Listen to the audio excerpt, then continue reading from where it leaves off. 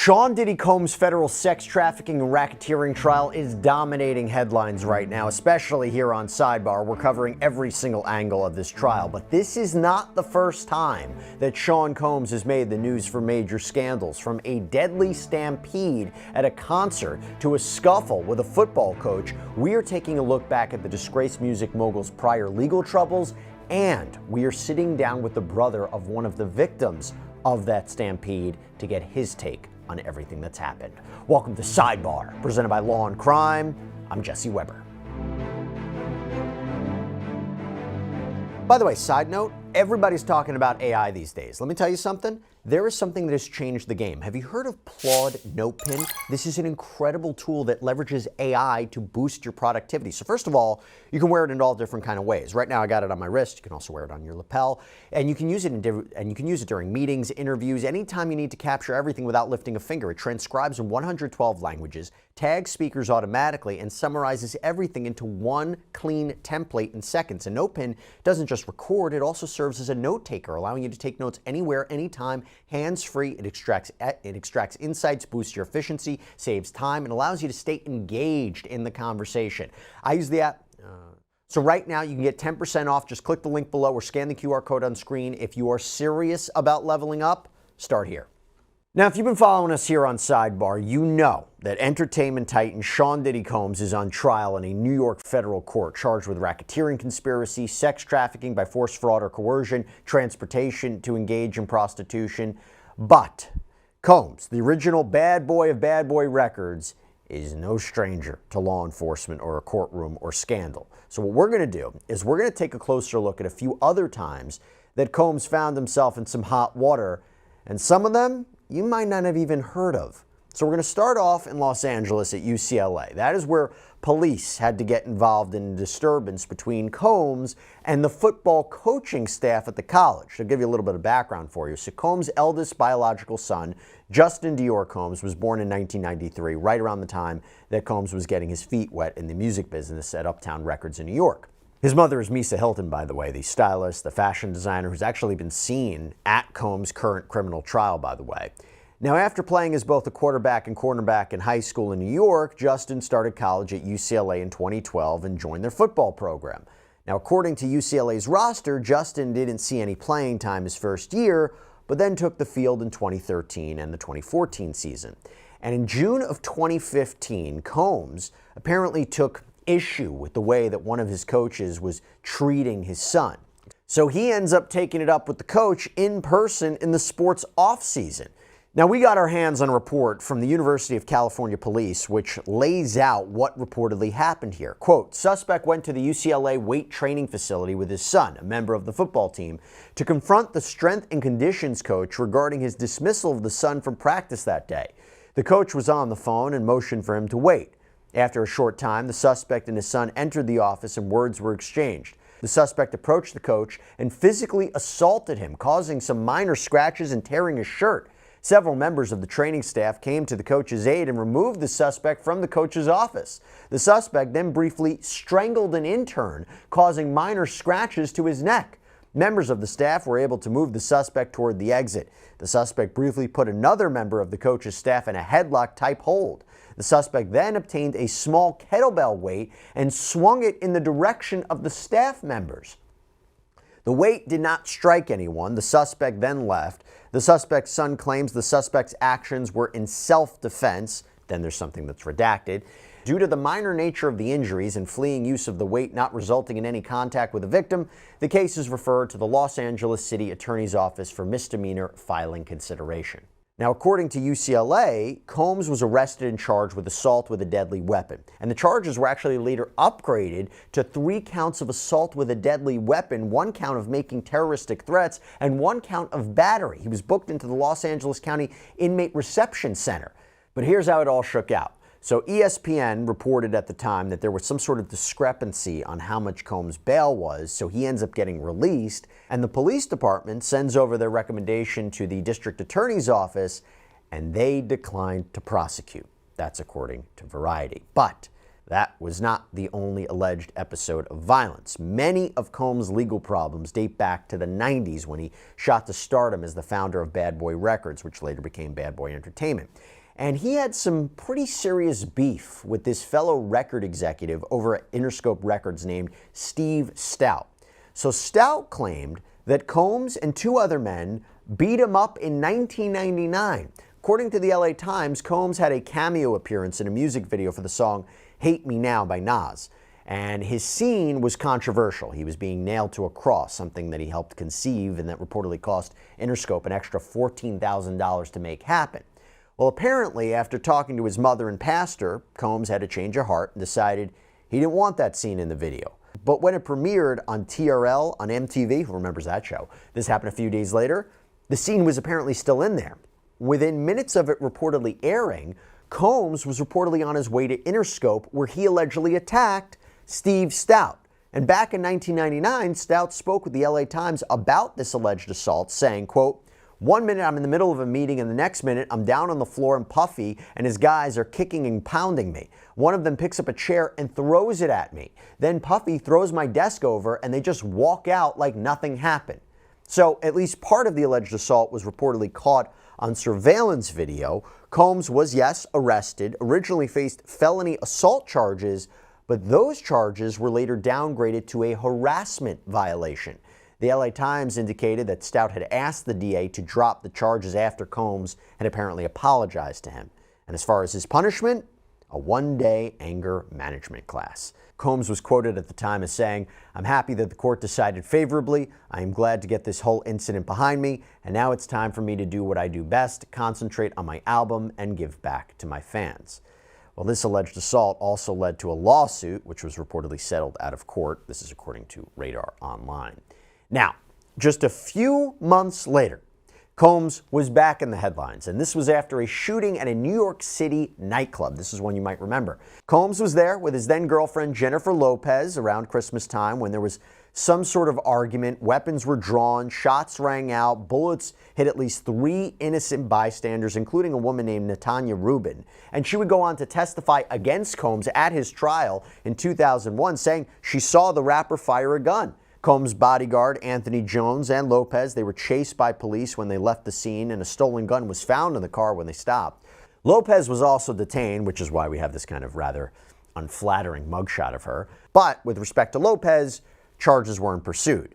Jones, Combs, and a former Bad Boy rapper named Shine Barrow all were charged and went to trial. And prosecutors allege that Combs was the one who opened fire and then tried to bribe the driver of the car to take the fall for having the gun. But here's the thing. Jones and Combs were eventually acquitted of gun possession and bribery charges, but Shine was convicted of assault and reckless endangerment for the shooting, and he was sentenced to 10 years in prison and was released in 2009. Shine was actually deported to his home country of Belize after his release and has since become a successful politician there. But in recent years, Shine has said he was the fall guy for the shooting and that he continues to maintain his innocence in that. He claimed during a news conference in Belize in 2024 that he was defending Combs at the shooting trial, but then Combs brought in witnesses to testify against Shine. And during a round of recent interviews, Shine called Combs' plan to scapegoat him demonic. Now, in response, a representative for Combs released a statement to TMZ saying Mr. Combs categorically denies Mr. Barrow's allegations, including any suggestion that he orchestrated Mr. Barrow to take the fall or sacrificed him by directing witnesses to testify against him. These claims are unequivocally false. Mr. Combs was acquitted of all charges related to the 1999 Club New York incident and has consistently maintained his innocence. He cannot accept or condone any characterization of his actions as demonic or malicious. Now, I want to quickly mention a battle in civil court that was a loss for Sean Combs. So as we know, Combs has gone by many names over the years. Puff Daddy, P. Diddy, just Diddy, but his decision to drop the P and just go by Diddy in 2001 caused some problems across the pond. Because according to reporting from the BBC, a DJ in the UK had already been using the name Diddy for nearly a decade. DJ Richard Diddy Dearlove was best known for his dance remix of the Blondie hit Atomic. So this case could have gone before the Royal Courts of Justice in London in 2006, but Combs settled with Dearlove out of court for £110,000.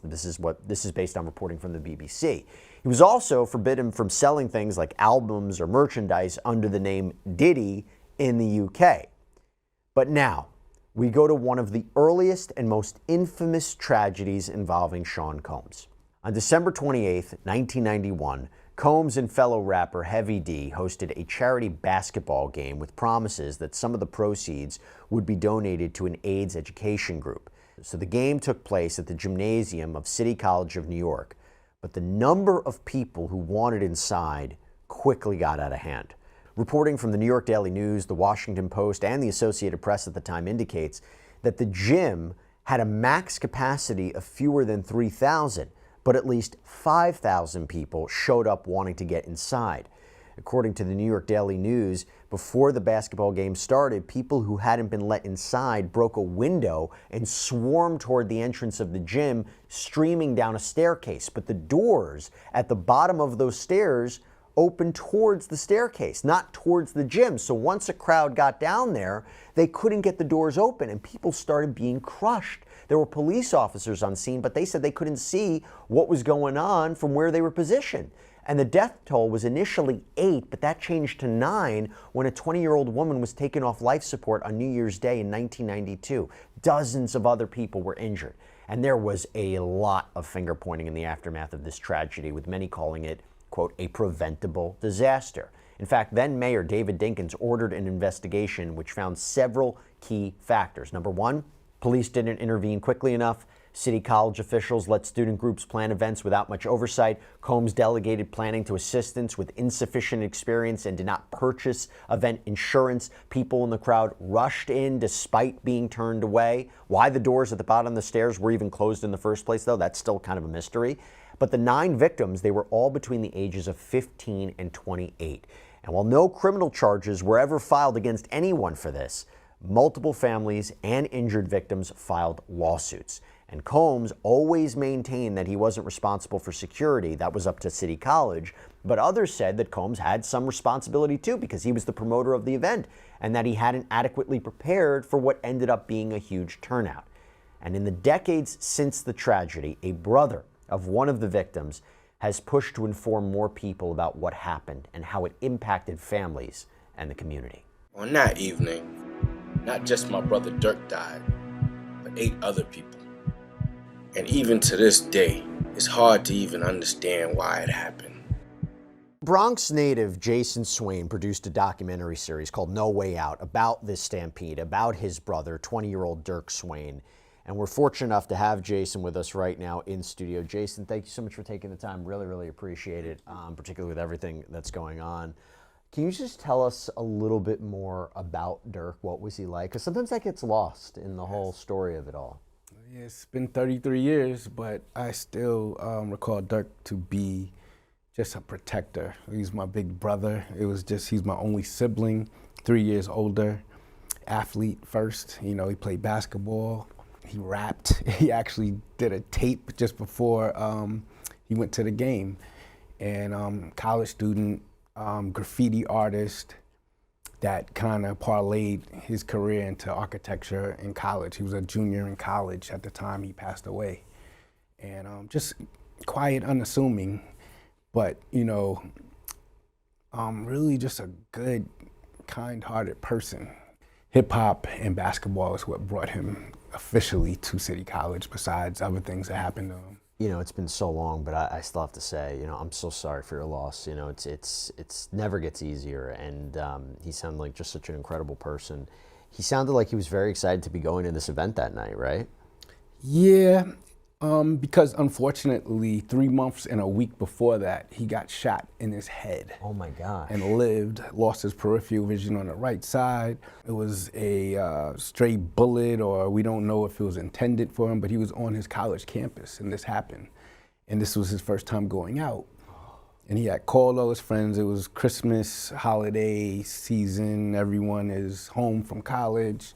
He's like, meet me at City College. And yeah, you know, they tell me to this day, I'm still really close to his friends. They were like, Dirk called me.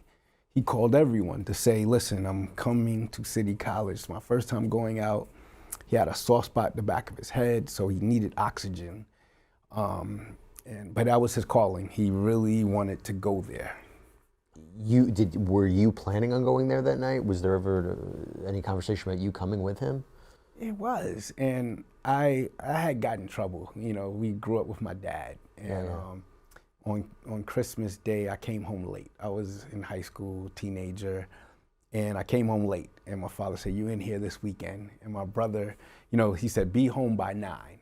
And my brother really wanted to go because his girlfriend gave him the ticket, and it was all on the radio. Like, that was the place to be, you know, at that time. And I told Dirk, "Yo, Dad told me I gotta be here." He said, "Forget that. You know, he's not even gonna remember that. I want you to go." And I said, "Well, I don't have money." He pulled out the money because he worked in the movie theater while he was from school, while he was recovering. They gave him like a real easy job because that's where we both worked before he went to college. And he was waiting for me, and I was taking my time. You know, I was ironing my clothes and talking on the phone, and our mutual friends that were going with him said, Dirk said, "Let's be out. You know, Jay's taking too long. Let's just go." And I was. And then when I came downstairs, he was gone. And I actually did a couple of short films just about those minutes before, because it was so like weird that he would leave me, you know, because we talked about it. I actually said I didn't think he should go. You said that? Because I had gone a week before. There was another game, similar game with the show Video Music Box at the time, and we had been to City College in early days as well, but there was never like real, true crowd control or organization where there's a ticket holder line here and then there's line, you know, they would just open the door and pull a few people in. It wasn't organized, it was, you know, a lot was done by the student government. So when I went the week before, it wasn't organized and it looked too crowded. You got a sense of what it was like. How did you find out what happened? I was on the train and I got off the train. I was downtown. After my brother left, we went to Harlem. A friend of mine and I went to Harlem, and we came back up and we got off the train, and one of Dirk's friends, our mutual friends, but he was Dirk's age, was waiting at the train station in a car. And he said, "Get in the car." And come to find out, my mother had reached out to everybody, called the movie theater, because Dirk's girlfriend saw him die. She was there. And she called the movie theater where we all were working, and they were looking for me. And my mother said, "Do not let Jason find out on the street." Yeah. So everyone got together to round me up and put me inside an apartment. Actually, the movie theater manager, we went to her house, and she officially told me that she doesn't know, but Fatima, Dirk's girlfriend, said they pulled a sheet over him. So I said, "What? You know, what does that mean?" I was already sensing something was crazy because they wouldn't take me to a hospital. And because my friend that was waiting for me at the train station said something happened to Dirk. I was like, I told him not to go. You know, I got angry. Yeah. And then my mother called the house that I was in, the apartment, and I spoke to her, and she said, "Dirk is gone." So we had to go to City College, and they wouldn't let you in to the gym or the where everyone was seated, all the families, unless you looked at the Polaroid pictures of the deceased. So I went through almost 5 pictures before I saw Dirk. And I saw Dirk, he had some marks on his around, like you could tell they were doing CPR, and his eyes were open. So they showed me that in this crowd. And then my father was like waiting by the door, and he grabbed me, dropped me, and we fell to the floor. He said, "They got him, Jay.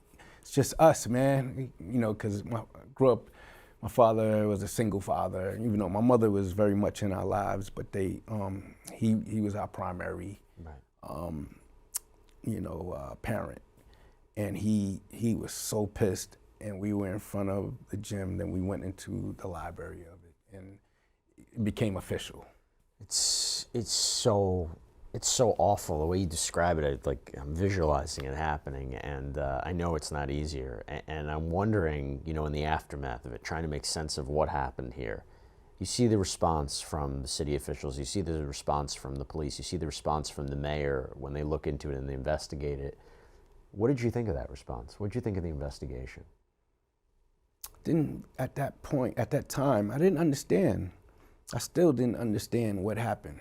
I couldn't get it, and no one was really, no one was taking accountability for anything that went wrong. It seemed criminal, but it didn't go that route. It was obvious that it was overbooked because my brother died with his ticket in his pocket, and no one even ripped it. They were still selling tickets. Really? Yeah. Yep. They went in, they were waiting at the bottom of the steps. My brother's friends didn't get a chance to buy a ticket. They just got in, and there were people still outside, and you'll see that in my documentary, people holding up their ticket and they can't get in. So, but they were still selling tickets at the door, like, you know, just didn't make sense. And I don't know officially, like really, how it was, you know, I guess any evidence to show that it was overbooked. It was just, in my eyes, it seemed overbooked, but I'm sure the officials figured that out. But the rumor was that it sold out a week before because the radio was really blasting it, you know. Like I said earlier, that was the place to be. Yeah, we were talking about it before. Do you have any idea why those doors were closed? The bottom of the stairs? Someone closed them, and I believe certain people said it was Jessica Rosenblum, who was at the front door, Sean potentially, but I think they were at risk of thinking people were going to rush the door anyway because they said that it's over, no one else is getting in, and people weren't having that, especially people who had tickets. So someone closed the door, and, they closed the door without understanding or, I guess, helping the people. There were about, 50 or less people in the staircase waiting to get in. Yeah. Celebrities, there were hip hop celebrities there that were with 3 people who passed away. So they should have been in or gone through the back. LL Cool J should have went through the back. There was no, just imagine a celebrity today walking through the crowd of an event, and then they go in. Now the crowd is really excited, even more excited. Yeah. And that's the way it was. People will walk right in from the front, past the crowd, and then they won't let anyone in. And there was lack of security. Disaster. Yeah. What role do you think Sean Combs plays in this? I think he was like I would say the primary promoter. And, he knows how to get a crowd even then. He knows how to get people to come to a party. And I think he was a party promoter. That was his thing at that time, besides the internship label stuff he was doing.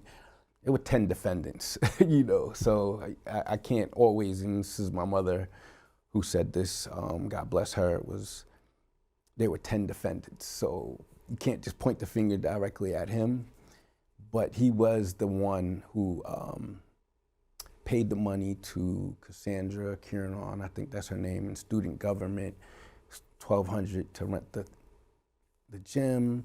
Then he just called everybody, or called his friend to call his friend, celebrities, and put their names. We're gonna do a basketball game. And it sounded fun. I believe if no one passed away, it would have been a great event. Right. For $12, Yeah. in advance, $20 at the door, but. What did you make of his response afterwards? He really didn't say much. Yeah.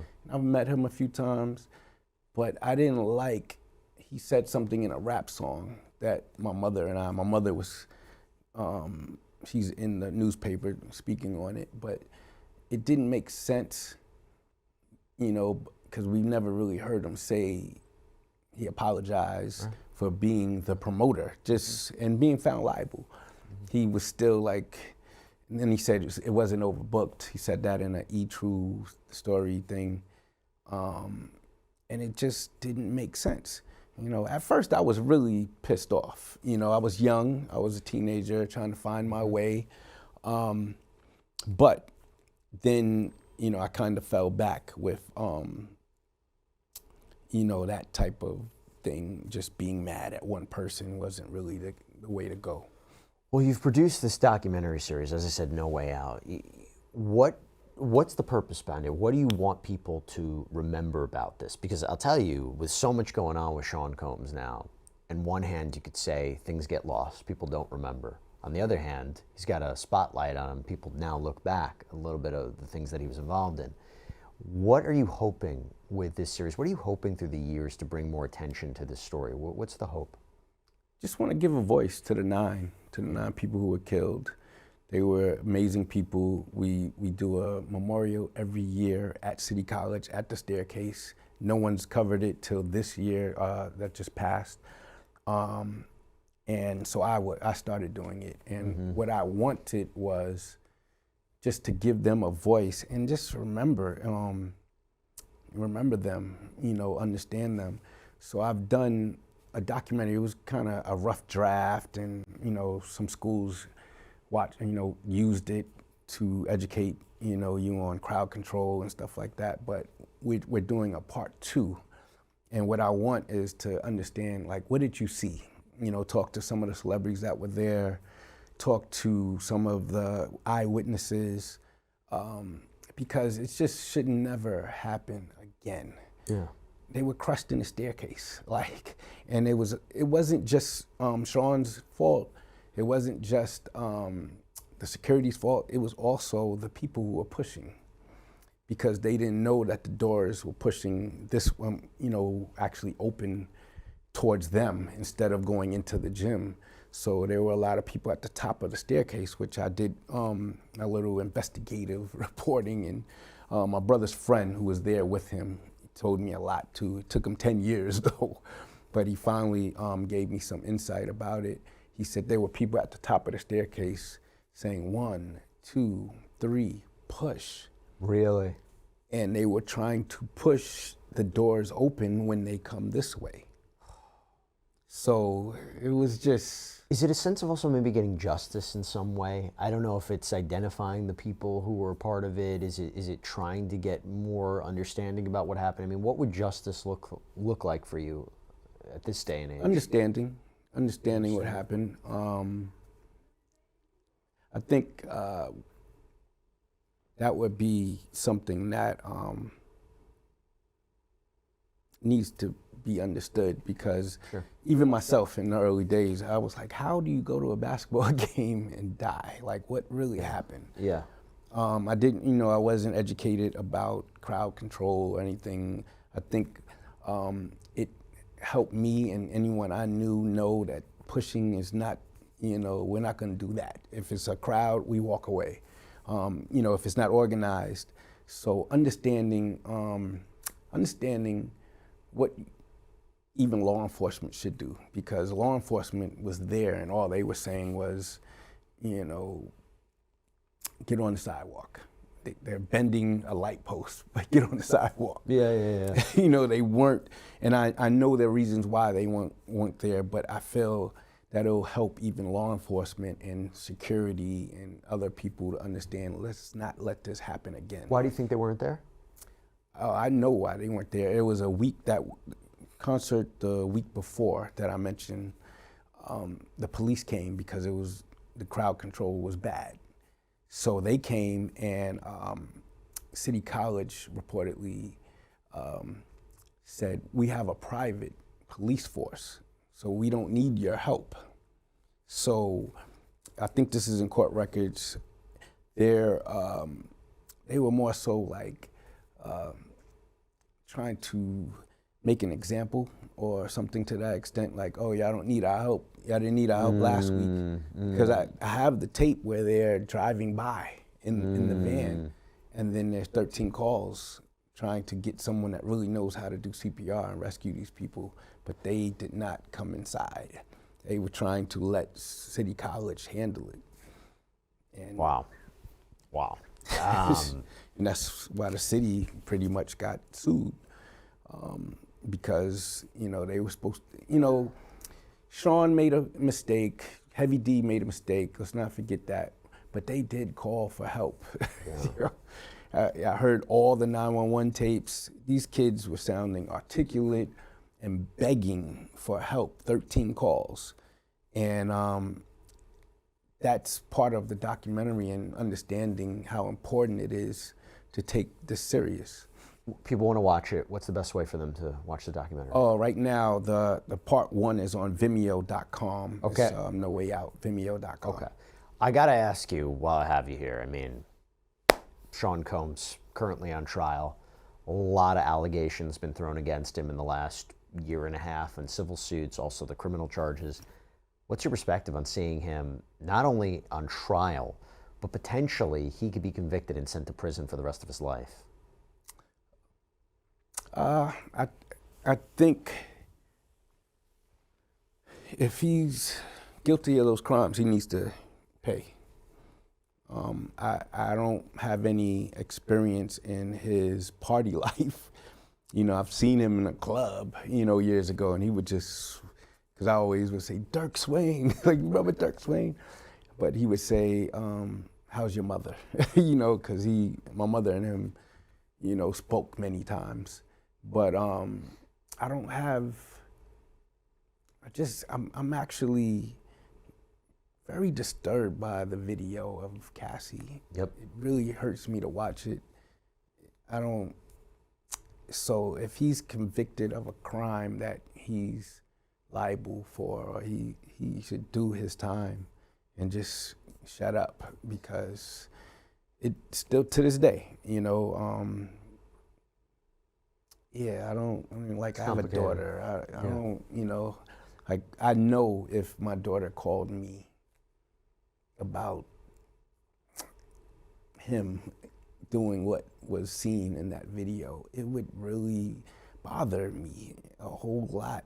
Whereas, you know, I think he needs to pay for anything that he's found liable for, you know. Well, we'll see. I mean, we're still in the middle of it, and I'll tell you this much, just whether he's found guilty or not guilty, there's just been a lot that's come out, and we've learned a whole other side of him than the public knew for the last 20, 30 years. But listen, Jason, I really appreciate you taking the time. Again, I'm so sorry for your loss and what you and your family have gone through. You're a good man.